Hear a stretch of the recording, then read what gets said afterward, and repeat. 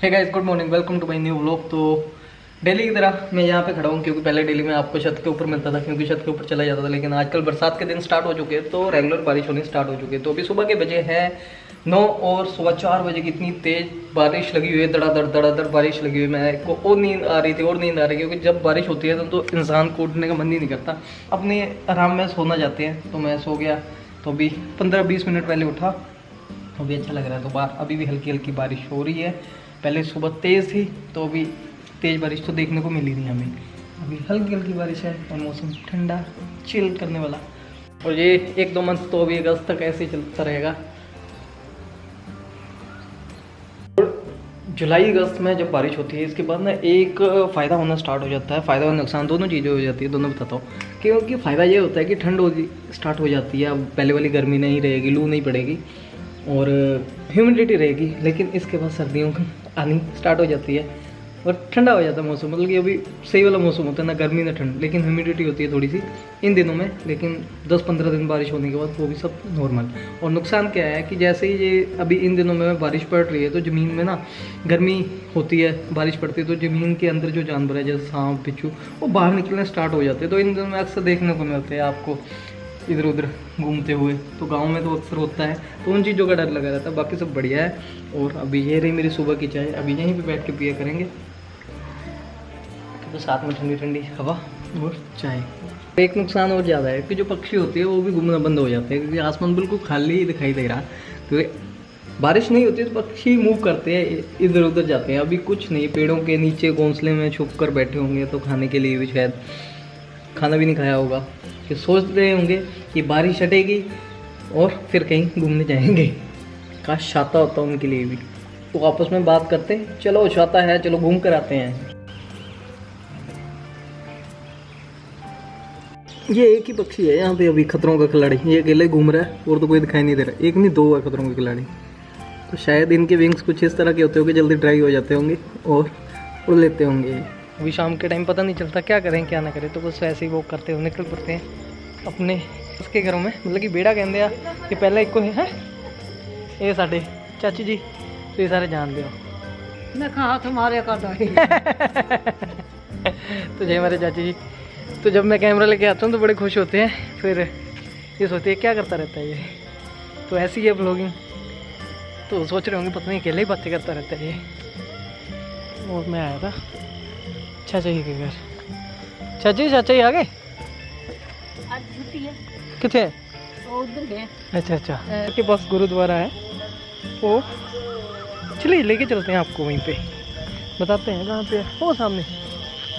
तो अभी मैं अंदर तो नहीं जाऊँगा क्योंकि मैं हैंकी वगैरह नहीं लेके आया, लेकिन बाहर की तरफ से जाके आते हैं तो साथ के साथ थोड़ी सी सैर भी हो जाएगी। ये आवाज़ पीछे से सुन रहे हो टी, ये तो इन दिनों में जब बारिश होती है तो बारिश के बाद ये ऐसी आवाज़ें आती रहती है, छोटे छोटे इंसेक्ट्स हैं तो अपनी बीप देते रहते हैं।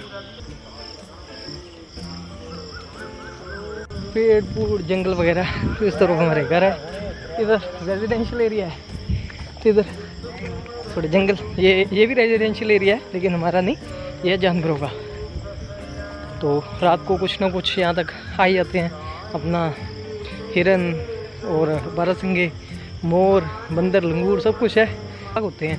बैग मैंने देखा तो नहीं है लेकिन होगा। अब तो आज आपको बाहर से दर्शन करवा देते हैं, फिर किसी दिन आएंगे अंदर जाएंगे क्योंकि मैं अभी हैंकी नहीं लेके आया। हल्की हल्की मीठी सी गुरुबानी सुनने को मिलती है। इधर हम आते होते थे जब यहीं पे रहते थे, मैं 7 ईयर से कम हो गया लेकिन मेरे को आज भी याद है। तो यहाँ पे एक छोटी सी ऐसी जगह बनाई होती है, यहाँ पे खरगोश रखे होते थे, तो मैं खरगोशों के साथ खेलता हूँ। लेकिन अभी तो बहुत ज़्यादा टाइम हो चुका है। तो कमेंट्स करके बता रहे थे कि आपके घर के पास गुरुद्वारा साहिब है, आप लेके जाओ, हमें वहाँ पे लेके जाओ। तो मैंने सोचा कि आज आया तो हूँ इस तरफ, तो थोड़ा सा चलते हैं, मेरी वॉक भी हो जाती है, आपको गुरुद्वारा साहिब के दर्शन भी हो जाएंगे। बाहर से अंदर मैं नहीं जा सकता क्योंकि मैंने समझ गया ना, बस ये है, कोई बात नहीं, नेक्स्ट टाइम जाएंगे अच्छे से दिखाएंगे। तो ये था मेरा रास्ता, शॉर्टकट वे। तो फिर यहीं से वापस जाते, लेकिन डर लग रहा है, अंधेरा हो चुका है, कहीं सांप वगैरह ना आ जाए। तो भाई उल्टे पैर भागना पड़ेगा। तैयार हो क्या उल्टे पैर भागने के लिए? तैयार हो तो कमेंट करिए। तो आगे से भी आपको ऐसी ऐसी जगह पे लेके जाएंगे।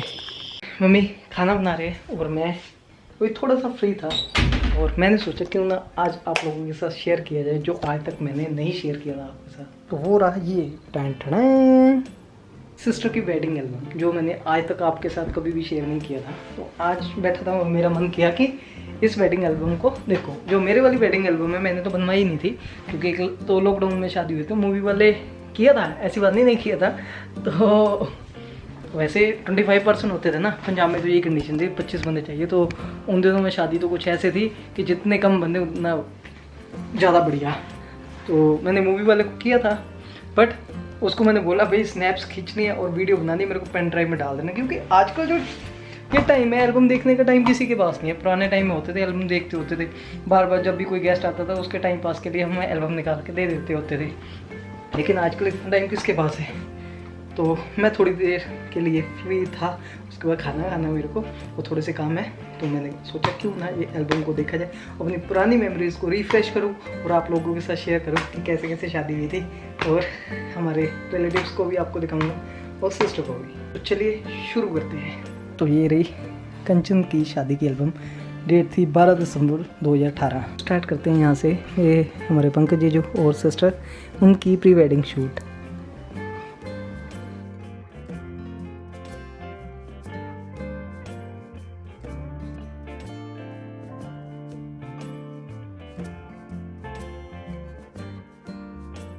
आपको सिस्टर तैयार हुई और पंकज जी जो कमेंट करके ज़रूर बताना। करते बैंगल सेरेमनी थे। तो सबसे पहले हमने बैंगल सेरेमनी की थी सिस्टर की। तो ये मम्मी, ये हमारे कज़न सिस्टर और ये कंचन, ये हमारे मासी जी है और ये हमारे दादी जी है और सब गेस्ट आए हुए थे। ये टाइम बहुत इमोशनल टाइम था हल्दी रस्म का और सिस्टर का फेस देखो कैसे उतरा हुआ है। अब भाई अब विदा होने का टाइम आ चुका है। और ये हमारे मासी जी है, ये हमारे बुआ जी, ये चाची जी। और कंचन का जो फेस है कोई खुशी नहीं है इस वक्त, उससे पीछे की सोच है। क्यों जब एक लड़की का जाने का टाइम होता है तो उसका दिल थोड़ा सा इमोशनल हो जाता है। घर में 3 लोग थे हम, मैं, मम्मी और सिस्टर जाने वाली थी और मैं और मम्मी रहेंगे। मैं अपने भाई और मम्मी को छोड़ के जा रही हूँ क्योंकि आफ्टर फादर कि हम 3 ही लोग थे और हमें पता है कि हमने कैसे कैसे सरवाइव किया था उन सिचुएशन को। ये हमारे मम्मी जी है, ये मम्मी जी। तो रस्में करते हुए ये रही हमारी जागो। पंजाब में जागो निकाली जाती है। तो शादी से एक दिन पहले जब डीजे नाइट होती है तो उस दिन जागो भी निकाली जाती है पंजाब में। तो जो लोग पंजाब से वो तो अच्छी तरह से जानते होंगे। तो ये हमारी जागो वाली रस्म। और जी हमारे मामा जी बहुत खुश हैं और ये मामी जी और ये हमारी सारे कज़न लोग और ये हमारे भैया जी और दादी जी के साथ फैमिली पिक। और ये हमारी तीनों की, मैं, कंचन, मम्मी। और ये हमारे मम्मी बहुत अच्छे लग रहे हैं यहाँ पे अच्छी तरह तैयार होकर। नॉर्मली आपने देखा हो मम्मी घर में ऐसे ही नॉर्मल कपड़ों में रहते हैं, तो कभी बार जब फंक्शन होते तो अच्छे से तैयार होते हैं। ऐसे तो फिर घर में रहते हैं तो घर के काम होते तो इतना शौक नहीं मम्मी को तैयार होने का, लेकिन जब होते कोई फंक्शन वगैरह तो हमें भी अच्छा लगता है कि मम्मी आज तैयार हुए हैं। ये रही मेहंदी की रस्म। तो कंचन को मेहंदी लगाने का बहुत शौक था और जो इसने मेहंदी लगवाई थी स्पेशली इसने खुद अरेंज किया था। जलंधर से भैया को बुलाया था, दिसंबर महीने में शादी थी, तो वो कम से कम 100-150 किलोमीटर हमारे घर तक बाइक पे आया था और रात को 2 बजे चला गया था। मैंने कहा कंचन इतनी दूर से आपने अरेंज कर लिया, सल्यूट है आपको। ये हमारी मामी जी की फैमिली, ये भैया और ये कंचन, ये हमारी भतीजी है और ये वंदना जी अभी बाहर है, ये भी कज़न है। ये हमारे जीजा जी और मामा जी की लड़की हिमांशु की बहन। और यहाँ चल रही है हमारी डीजे नाइट। तो इसका वीडियो भी पड़ा हुआ है, जो वीडियो वो प्रीति के लैपटॉप में है, तो अभी नहीं दिखा सकता। जब प्रीति आएगी फिर उसके बाद लैपटॉप में से अपने लैपटॉप में डाटा को कॉपी करके फिर उसको एडिट करके आप लोगों के साथ शेयर करूँगा। अभी आ चुके हैं नानके। जब नानके आते हैं तो नानके अपना फ़र्ज़ निभाते हैं, सांत लेते हैं, है ना, लड़की की और लड़के की, है ना, जिसकी भी शादी हो। तो कंचन की सांत के टाइम ये हमारे सबसे बड़े मामा जी, तो इनकी जो एज होगी कम से कम 70+ एज होगी अभी। जब नानके आते तो गिफ्ट देते अपनी तरफ से सभी को शगुन के तौर पे, और मेरे को भी दिया।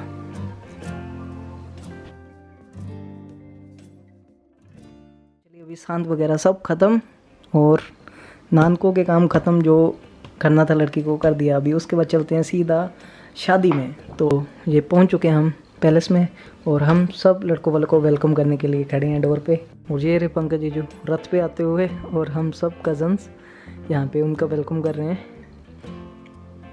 और ये है लड़के वाले, तो ये है कंचन के ससुर, ये उनके चाचा ससुर, ये उनके फैमिली के बाकी मेंबर मामे, और ये मेरे मामे। ये रहे आपके अंकुश अग्निहोत्री जी तैयार होकर, लेकिन बहन की सिर के ऊपर जिम्मेवारी थी, थोड़े नर्वस है, टेंशन में है कि सब बढ़िया हो जाए। तो यहाँ पे हो रही है जीजा जी की रिबन कटाई।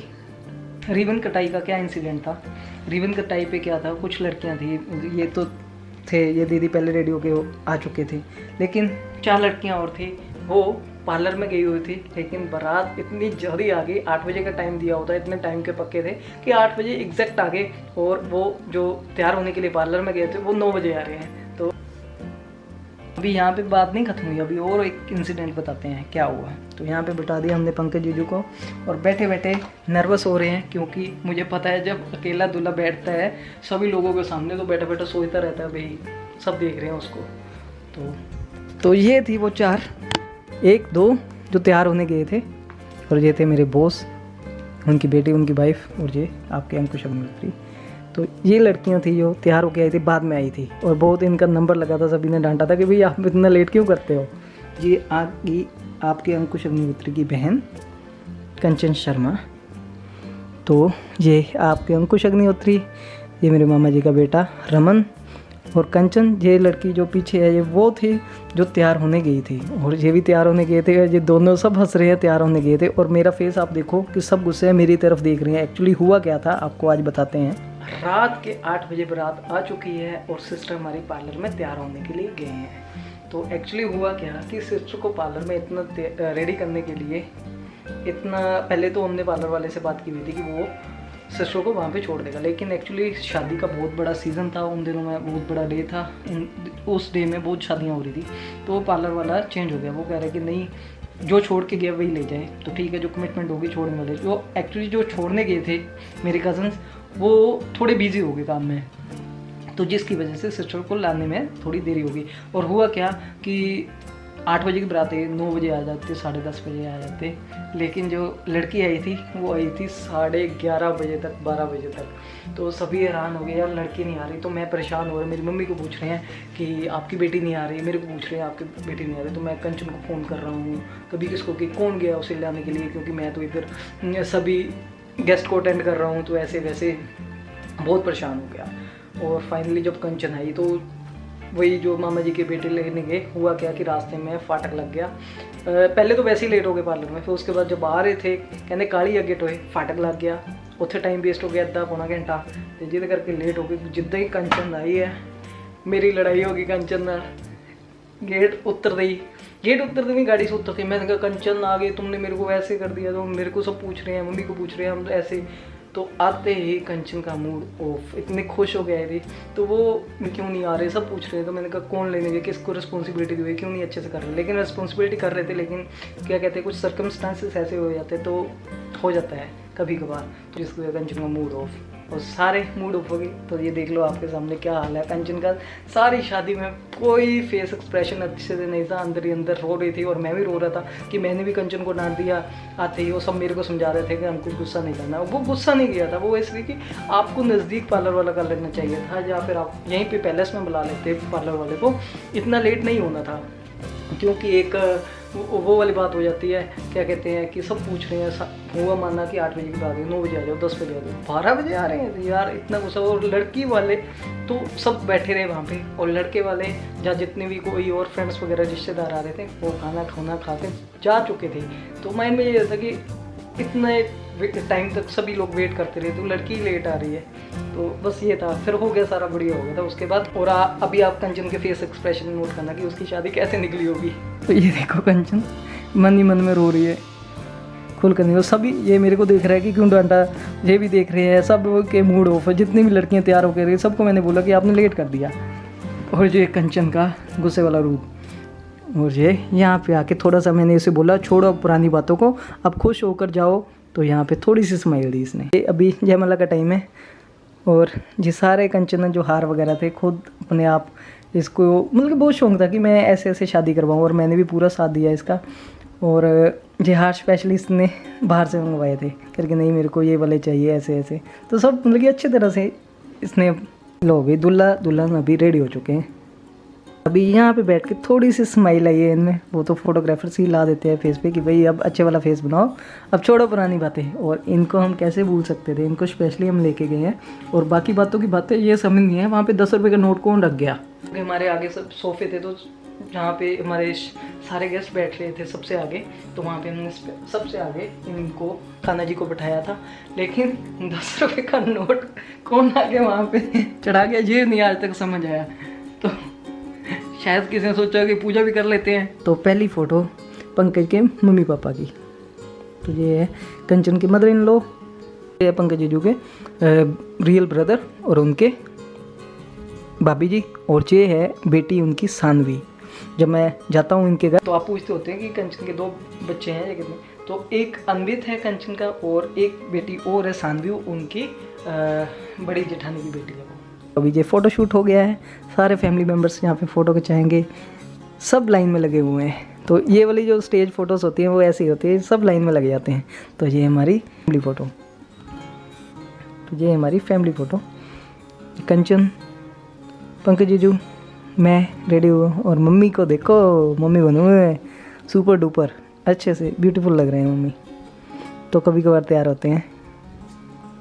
ये बैठा हुआ नमन शिवकर, और अभी इतना शरारती हो गया पूछो ही मत। और इसको जानते हो आप, अपने हेयर वगैरह जंकी करके, जो अभी पिछली वीडियो में बैठा हुआ था मेरे साथ, जो बोल रहा कि चाचू ने काले कुलूले समोसे खिला दिए हमें। और ये साथ में जो दूसरा लड़का और था, उस वक्त छोटा था लेकिन अभी बड़ा हो चुका है। सभी फ़ोटो खिंचवा रहे हैं अपनी फैमिली फ़ोटोज़, कि कोई पीछे ना रह जाए।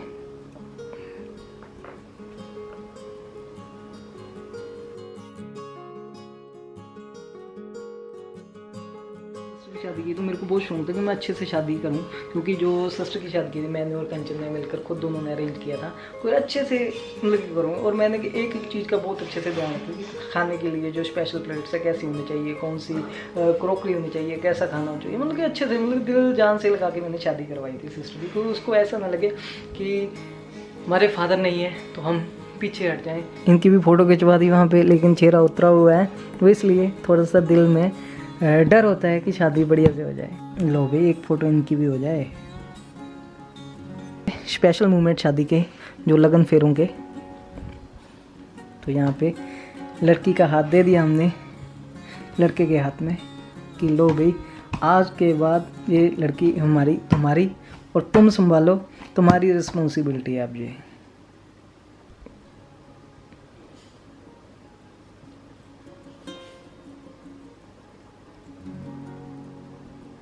तो ये सीन मेरे साथ भी हुआ था। तो जो लगन फेरे थे हमारे वो हमने पैलेस में किए थे, उसके बाद हम फिर घर आ गए थे वापस। तो पंकज जी और उसकी फैमिली के मेंबर सब घर आ गए थे, घर से हमने कंचन को विदा किया था। तो ये लास्ट मोमेंट बहुत ही इमोशनल मोमेंट्स होते हैं। तो ये हमारे पंकज जी और मम्मी का फेस आप देख सकते हो कि क्या हाल हो चुका है मम्मी का, और कंचन को देखो कितना रो रही है वो। और अभी लास्ट मोमेंट हमारा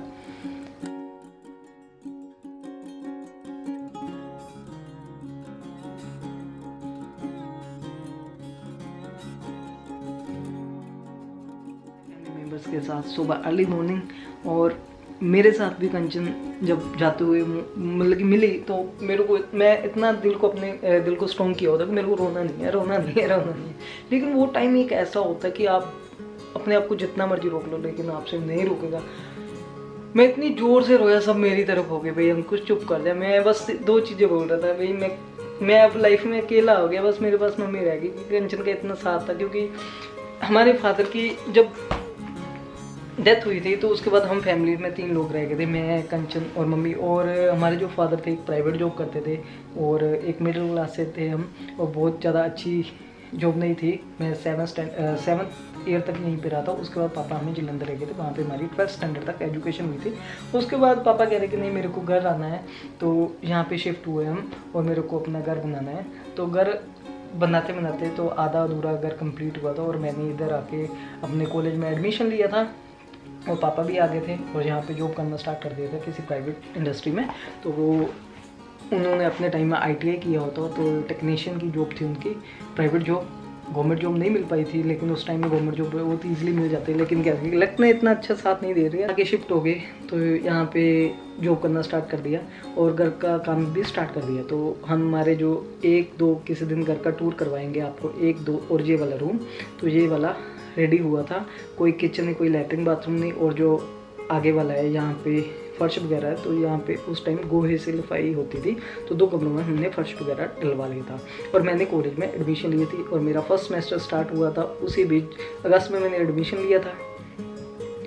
और उसके बाद अक्टूबर में पापा की डेथ हो गई थी, 18 अक्टूबर को, मतलब 1.5-2 महीने। तो अगस्त, सितंबर, अक्टूबर, हाँ 1.5-2 महीनों में। तो मेरे को टेंशन होगी, मेरे को स्टडी कैसे करनी है, मैं कैसे करूँगा। अब तो घर की रिस्पॉन्सिबिलिटी सारे मेरे ऊपर आ गई थी, क्योंकि मम्मी हाउस वाइफ थे, सिस्टर अभी 12th किया था सिस्टर ने, मेरा 12th हो चुका था जलंधर में, मैंने कॉलेज में एडमिशन लिया था और सिस्टर अभी यहाँ पे 12th कंप्लीट किया था।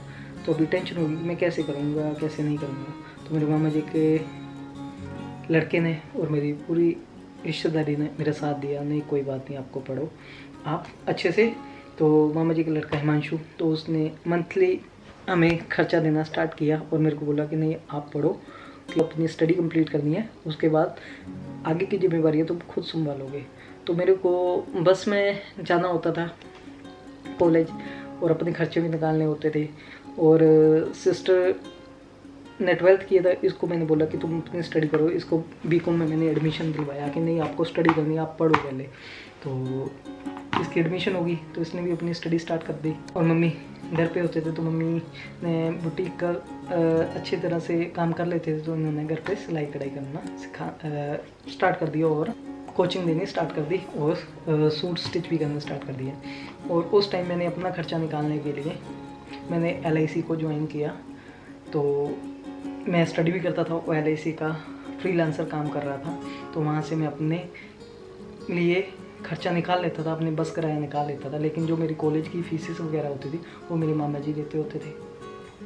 धीरे धीरे टाइम निकल गया, स्टडी भी कंप्लीट हो गई और कंचन खुद घर में बच्चों को ट्यूशन देती होती थी और अपना खर्चा वो खुद निकालती थी, मैं अपना खर्चा खुद निकालता था। और फैमिली ने अच्छी तरह से हमारा साथ दिया। तो उसके बाद मेरी भी स्टडी कंप्लीट हो गई और मैंने इंडस्ट्री में जॉब कर लिया एज ए क्वालिटी इंजीनियर। तो मेरे को 70-80 किलोमीटर डेली अप डाउन करना पड़ता था और फैमिली में मैं अकेले ही था, घर में सिस्टर थी, मदर थी और मैं ज़्यादा दूर नहीं रह सकता था। तो मेरे से जॉब नहीं हो पाई, क्योंकि मैं जॉब नहीं कर सकता था, क्योंकि मेरे को चाहिए थी थोड़ी सी फ्रीडम। मैं बाउंडेशन में जॉब नहीं कर सकता था, तो एक बहुत बड़ी रिस्पॉन्सिबिलिटी हो गई थी जॉब में और प्रोफाइल भी अच्छी दी थी। फिर मेरे को जॉब क्विट करना ही अच्छा लगा, फिर मैं यहाँ पे आ गया मम्मी के पास, कंचन के पास। मैंने LIC पे कंसंट्रेट, क्योंकि मैं LIC को पहले से ही काम कर रहा था, वो LIC पे मैंने दोबारा से कंसंट्रेट किया, वो इसी काम को फोकस किया मैंने कि देखो मैं जॉब कर रहा था वहाँ से अर्निंग कर रहा था, लेकिन उससे ज़्यादा बेटर मैं अर्निंग यहाँ से करना स्टार्ट किया। मैं घर के पास था, घर के फैमिली मेम्बर्स के बाद तो मैं खुश था, तो बस उस काम को मैंने स्टार्ट कर दिया। और उसके बाद फिर सिस्टर की धीरे धीरे हमने शादी की प्लानिंग सोची, शादी हो गई, सिस्टर अपने ससुराल में खुश हुए और उसके बाद हम अपने काम पे बिजी रहे। तो चलिए अभी एल्बम हो चुकी है दी एंड। तो ऐसे थी सिस्टर के मैरिज के टाइम की एल्बम, अभी मेमोरीज़ को रिफ़्रेश कर लिया मैंने। और कैसे लगे आपको एल्बम और ये वाली वीडियो, कमेंट करके बताना, शेयर करना, चैनल पे नए हो तो सब्सक्राइब करना और मेरे को इंस्टाग्राम पे भी फॉलो करना, क्योंकि इंस्टाग्राम का मेरा जो यूज़र नेम है वो है अंकुश अग्निहोत्री 001। तो उसे मैं डिस्क्रिप्शन बॉक्स में भी दे दूँगा, तो वहाँ से जाइए, फॉलो कीजिए। और मिलते हैं आपको नई वीडियो के साथ नेक्स्ट वीडियो में नेक्स्ट डे। तब तक के लिए आप सभी लोगों को मेरी तरफ से बाय बाय।